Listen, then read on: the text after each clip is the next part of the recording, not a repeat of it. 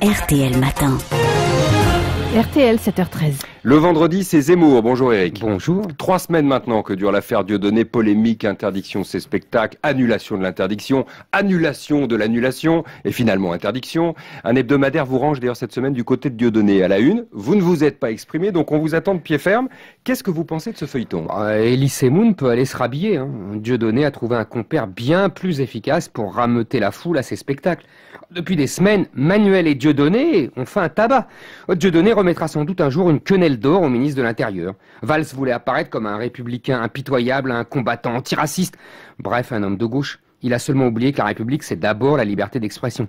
Ce mélange explosif d'amateurisme, d'obsession de communicants, de partenariat communautariste avec le CRIF, sans oublier le Conseil d'État sommé de renier dans l'urgence toute la tradition libérale du droit public français, révèle le désarroi de la gauche, de ses élites politiques, administratives et médiatiques. C'est la gauche qui nous a appris depuis mai 68 qu'il est interdit d'interdire. C'est la gauche artistique qui nous a enseigné qu'il fallait choquer le bourgeois. C'est la gauche antiraciste qui a fait de la Shoah la religion suprême de la République et en même temps a parlé de rafle à chaque fois qu'une Léonarda était renvoyée dans ses pénates. Dieudonné est le bouffon provocateur d'une époque que la bourgeoisie bien pensante de gauche a façonné. Est-ce que vous allez jusqu'à dire que c'est un contre-feu politique ? L'offensive médiatico-politique contre lui fut en tout cas concomitante des vœux du président annonçant de nouveaux cadeaux au patron, comme on dit à la gauche de la gauche. Pour faire taire les objections, il fallait jouer de la grosse caisse antiraciste, vieille technique éculée de Mitterrand, qui inventa SOS Racisme après le grand virage libéral et européen de 1983.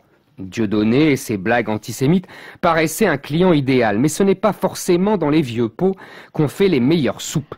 Il était grotesque et ridicule de faire de Mbala un nostalgique du Troisième Reich. Dieudonné n'est pas un lecteur de Maurras ou Barrès. Il reproche aux Juifs de vouloir conserver le monopole de la souffrance et de voler aux descendants d'esclaves la primauté du malheur.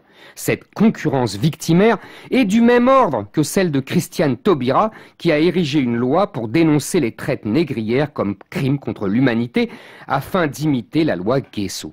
Dieudonné est l'enfant, sur le plan politique évidemment, qu'Harlem Désir et Christiane Taubira auraient fait ensemble. Son public qui se presse à la main d'or, c'est la France black blanc beurre de la diversité que la gauche exalte depuis 30 ans. Ceux-là même qui ont voté massivement pour Hollande en 2012.